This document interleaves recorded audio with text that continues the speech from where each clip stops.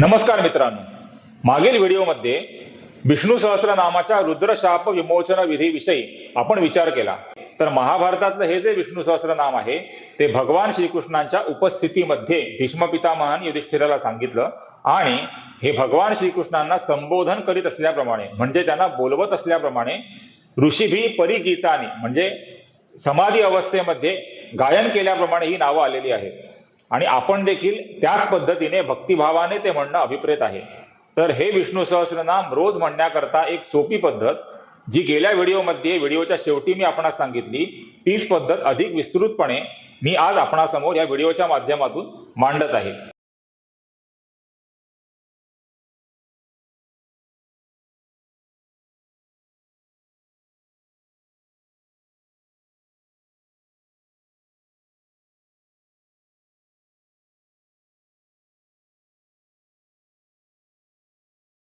श्री गणेशाय नमः।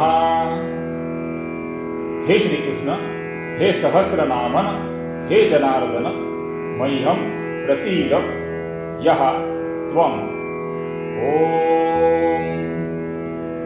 विश्वं विष्णुर्वषट्कारो भूतभव्य भवत्प्रभुः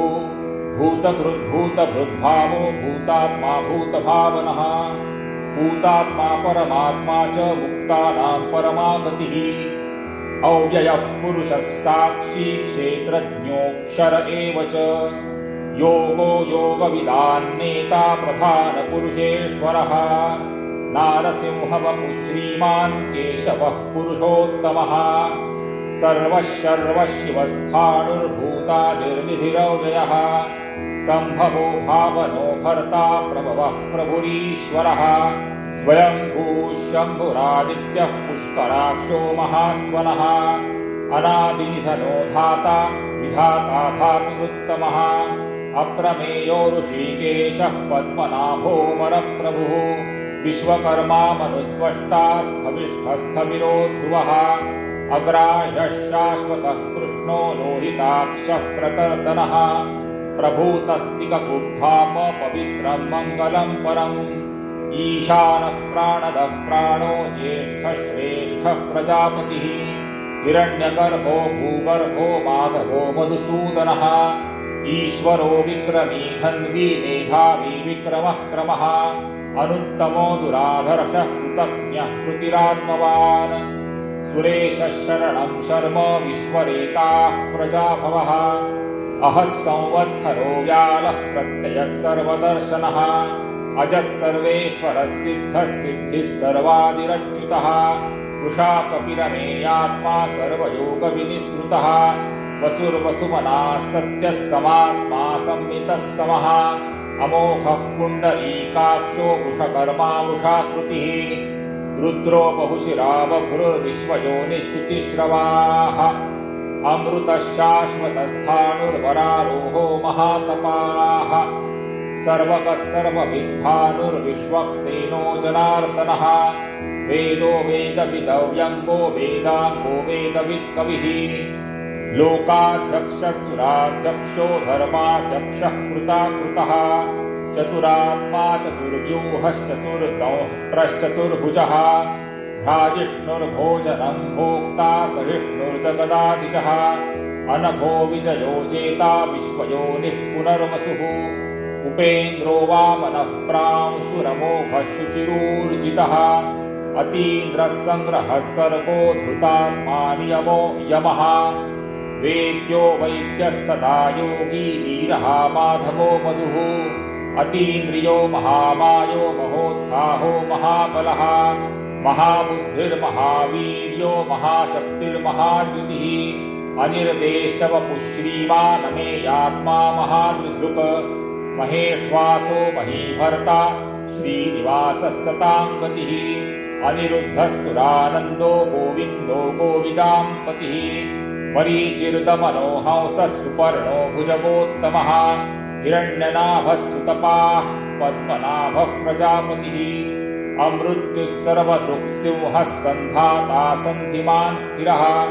अजो दुर्मर्षणः शास्ता विश्रुतात्मा सुरारिः गुरुर्गुरुतमो धाम सत्यः सत्यपराक्रमः निमिषो निमिषस्रग्वी वाचस्पतिरुदारधीः अग्रणीर्ग्रामणी श्रीमान् न्यायो नेता समीरणः सहस्रमूर्धा विश्वात्मा सहस्राक्षः सहस्रपात्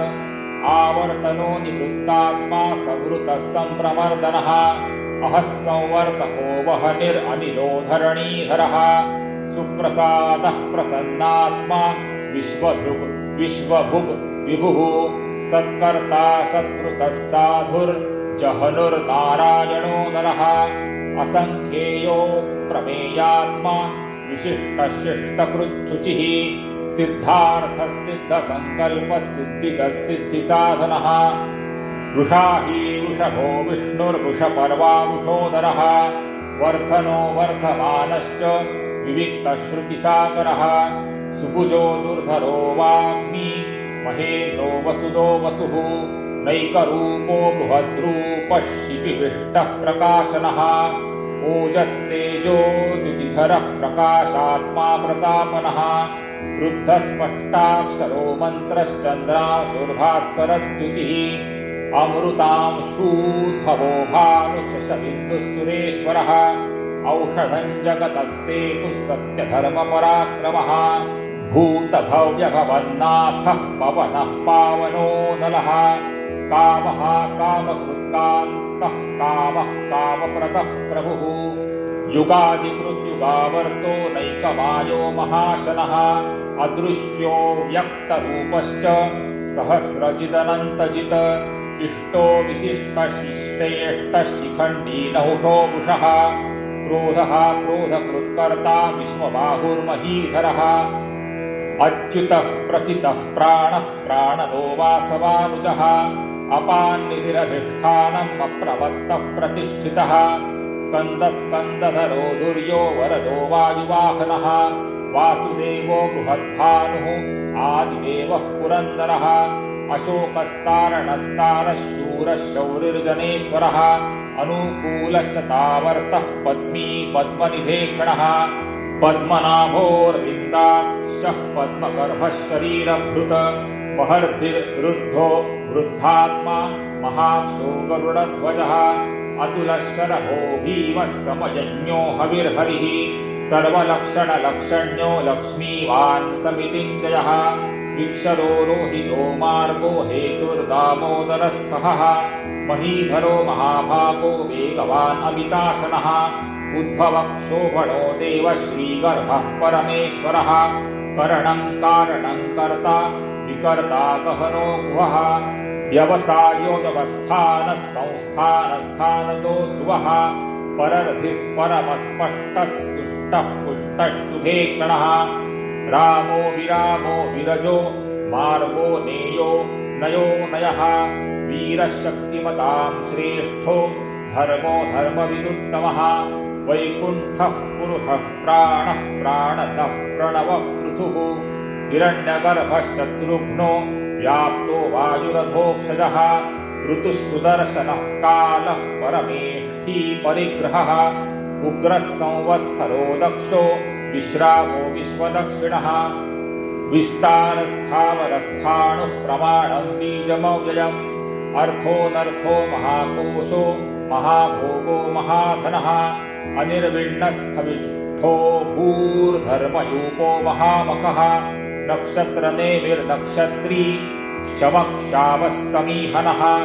यज्ञ इज्यो महेजश्च क्रतुस्सत्रं सताङ्गतिः सर्वदर्शी विमुक्तात्मा सर्वज्ञो ज्ञानमुत्तमम् सुव्रतः सुमुखः सूक्ष्मः सुघोषः सुखदः सुहृत् मनोहरोजितक्रोधो वीरबाहुर्विदारणः स्वापनस्ववशो व्यापी नैकात्मानैककर्मकृत वत्सलो वत्सलो वत्सी रत्नगर्भो धनेश्वरः धर्मगुग् धर्मकृत् धर्मी सतसत्क्षरमक्षरम् अविज्ञाता सहस्रांशुर्विधाता कृतलक्षणः कपस्तिनेमिः सत्त्वस्थः सिंहो भूतमहेश्वरः आदिदेवो महादेवो देवेशो देवभृद्गुरुः उत्तरो गोपतिर्गोप्ता ज्ञानगम्यः पुरातनः शरीरभूतभृद्भोक्ता कपीन्द्रो भूरिदक्षिणः सोमपोऽमृतपः सोमः पुरुजित्पुरुषत्तमः विनयो जयः सत्यसन्धो दाशार्हः सात्वतां पतिः जीवो विनयिता साक्षी मुकुन्दोऽमितविक्रमः अम्भो निधिरनन्तात्मा महोदधिशयोऽन्तकः अजो महार्हः स्वाभाव्योचिता मित्रः प्रमोदनः आनन्दो नन्दनो नन्दः सत्यधर्मा त्रिविक्रमः महर्षिः कपिलाचार्यः कृतज्ञो मेदिनीपतिः त्रिपदस्त्रिदशाध्यक्षो महाशृङ्गः कृतान्तकृत महावराहो गोविन्दसुषेणः कनकाङ्गदी गुह्यो गभीरो गहनो गुप्तश्चक्रगदाधरः वेधास्वाङ्गोजितः कृष्णो दृढः सङ्कर्षणोच्युतः वरुणो वारुणो वृक्षः पुष्कराक्षो महामनाः भगवान् भगहानन्दी वनमाली हलायुधः आदित्यो ज्योतिरादित्यः सहिष्णुर्गतिसत्तमः सुधन्वाखण्डपरशुर्दारुणो द्रविणप्रदः दिविस्पृक् सर्वदृक् व्यासो वाचस्पतिरयो निजः त्रिसामासामगः साम निर्वाणं भेषजं विशक सन्न्यासकृच्छमशान्तो निष्ठा शान्तिः परायणम् शुभाङ्गः शान्तिदस्रष्टा कुमुदः कुवलेशयः मोहितो गोपतिर्गोप्ता वृषभाक्षो वृषप्रियः अनिवर्ती निवृत्तात्मा संक्षेप्ताक्षेमकृच्छिवः श्रीवत्सवक्षा श्रीवास श्रीपति श्रीमतावरः श्रीदश्रीश श्रीनिवास श्रीनिधि श्रीविभावनः श्रीधर श्रीकर श्रेय श्रीमान् लोकत्रयाश्रयः स्वक्षस्वङ्गश्चतानन्दो नन्दिर्ज्योतिर्गणेश्वरः विजितात्मा विधेयात्मा सत्कीर्तिश्छिन्न संशयः उदीर्णः सर्वतश्चक्षुरनीशः शाश्वतस्थिरः भूषयो भूषणो भूतिर्विशोकशोकनाशनः अर्चिष्मानर्चितः कुम्भो विशुद्धात्मा विशोधनः अनिरुद्धो प्रतिरथः प्रद्युम्नोमितविक्रमः कालनेमिनिहावीरः शौरिशूरजनेश्वरः विलोकात्मा विलोकेशः केशवः केशिहा हरिः कामदेवः कामपालः कामीकान्तः कृतागमः अनिर्देशवपुर्विष्णुर्वीरोऽनन्तो धनञ्जयः ब्रह्मण्यो ब्रह्मकृद्ब्रह्मा ब्रह्मविवर्धनः ब्रह्मविद्ब्रह्मणो ब्रह्मी ब्रह्मज्ञो ब्रह्मणप्रियः महाक्रमो महाकर्मा महातेजा महोरगः महाक्रतुर्महायज्वा महायज्ञो महाहविः स्तव्यस्तवप्रियस्तोत्रं स्तुतिस्तोतारणप्रियः पूर्णः पूरयिता पुण्यः पुण्यकीर्तिरनामयः मनोजवस्तीर्थकरो वसुदेता वसुप्रदः वसुप्रदो वासुदेवो वसुर्वसुमना हविः सद्गतिस्सत्कृतिस्तत्ता सद्भूतिस्तत्परायणः शूरसेनो यदुश्रेष्ठः सन्निवासस्तु यामुनः भूतावासो वासुदेवः सर्वासु निलयो नलः दर्पः दर्पदो दृप्तो दुर्धरोऽथा पराजितः विश्वमूर्तिर्महामूर्तिर्दीप्तमूर्तिरमूर्तिमान् अनेकमूर्तिरव्यक्तः शतमूर्तिशताननः एकोनैकः सवः कः कियत्तत्पदमनुत्तमम् लोकबन्धुर्लोकनाथो माधवो भक्तवत्सलः सुवर्णवर्णो हेमाङ्गो वराङ्गश्चन्दनाङ्गदी वीरः विषमशून्यो घृताशीरचलश्चलः अमानीमानदो मान्यो लोकस्वामी त्रिलोकधृक् सुमेधा मेधशोधन्यः सत्यमेधाधराधरः तेजो वृषो द्युतिधरः सर्वशस्त्रभृतांवरः प्रग्रहो निग्रहो व्यग्रो नैकशृङ्गो गदाग्रजः चतुर्मूर्तिश्चतुर्बाहुश्चतुर्व्यूहश्चतुर्गतिः चतुरात्मा चतुर्भावश्चतुर्वेदविदेकपात् समावर्तो निवृत्तात्मा दुर्जयो दुरतिक्रमः दुर्लभो दुर्गमो दुर्गो दुरावासो दुरारिः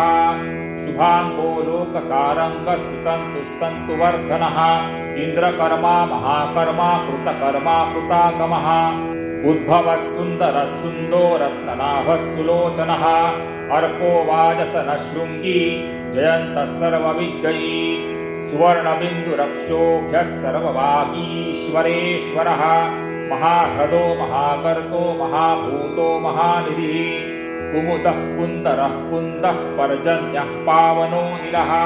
अमृताशोऽमृतवपुः सर्वज्ञः सर्वतोमुखः सुलभः सुव्रतः सिद्धः शत्रुचिच्छत्रुतापनः न्यग्रोधोदुम्बरोऽश्वत्थश्चाणूरान्ध्रनिषूदनः सहस्रार्चिः सप्तजिह्वः सप्तैभाः सप्तवाहनः अमूर्तिरनघोचिन्त्यो भयकृद्भयनाशनः अणुर्बृहत्कृशस्थूलो गुणभृन्निर्गुणो महान् अधृतस्वधृतस्वास्य प्राग्वंशो वंशवर्धनः भारभृत्कथितो योगी योगीशः सर्वकामदः आश्रमश्रवणक्षामः सुपर्णो वायुवाहनः धनुर्धरो धनुर्वेदो दण्डो दमयिता दमः अपराजितः सर्वसहो नियन्ता नियमो यमः सत्त्ववान् सात्विकः सत्यः सत्यधर्मपरायणः अभिप्रायः प्रियार्होर्हः प्रियकृत्प्रीतिवर्धनः विहाय सगतिर्ज्योतिः सुरुचिर्हुतभुग्विभुः रविर्विरोचनः सूर्यः सविता रविलोचनः अनन्तो हुतभुग्भोक्ता सुखदो नैकजोऽग्रजः अनिर्विण्णः सदामर्षि लोकाधिष्ठानमद्भुतः सनातनतमः कपिलः कपिरप्ययः स्वस्तिदस्वस्तिकृत् स्वस्तिः स्वस्तिभुक् स्वस्ति दक्षिणः अरौद्रः कुण्डलीचक्री विक्रम्योर्जितशासनः शब्दातिकः शब्दसः शिशिरः शर्वरीकरः अक्रूरः पेशलो दक्षो दक्षिणः शमिणावरः विद्वत्तमो वीतभयः पुण्यश्रवणकीर्तनः उत्तारणो दुष्कृतिः पुण्यो दुःस्वप्ननाशनः वीरः रक्षणः सन्तो जीवनः पर्यवस्थितः अनन्तरूपोऽनन्तश्रीर्जितमन्युर्भयापहः चतुरस्रो गभीरात्मा विदिशो व्यादिशो दिशः अनादिर्भूर्भुवो लक्ष्मीः सुवीरो रुचिराङ्गदः जननो जनजन्मादिर्भीमो भीमपराक्रमः आधारनिलयो धाता पुष्पहासः प्रजाकरः ऊर्ध्वगः सत्पथाचारः प्राणदः प्रणवः पणः प्रमाणं प्राणनिलयः प्राणभृत्प्राणजीवनः तत्त्वं तत्त्वविदेकात्मा जन्ममृत्युजरातिगः भूर्भुवस्वस्तरुस्तारः सविता प्रपितामहः यज्ञो यज्ञपतिर्यज्वा यज्ञाङ्गो यज्ञवाहनः यज्ञभृद् यज्ञकृद् यज्ञी यज्ञभुग् यज्ञसाधनः यज्ञान्तकृद यज्ञगुह्यम् अन्नम् अन्नाद एव च आत्मयोनि स्वयं जातो वैखानः सामगायनः देवकीनन्दनस्रष्टा क्षितीशः पापनाशनः शङ्खभृन्नन्दकी चक्री शाङ्गधन्वा गदाधरः रथाङ्गपाणिरक्षोभ्यः सर्वप्रहरणायुधः सर्वप्रहरणायुध ॐ इति त्वं मह्यं प्रसीद ॐ नमोऽस्त्वनन्ताय सहस्रमूर्तये सहस्रपादाक्षिशिरोरुबाहवे सहस्रनाम्ने पुरुषाय शाश्वते सहस्रकोटियुगधारिणे नमः। श्रीकृष्णार्पणमस्तु। शुभं भवतु। श्रीरस्तु।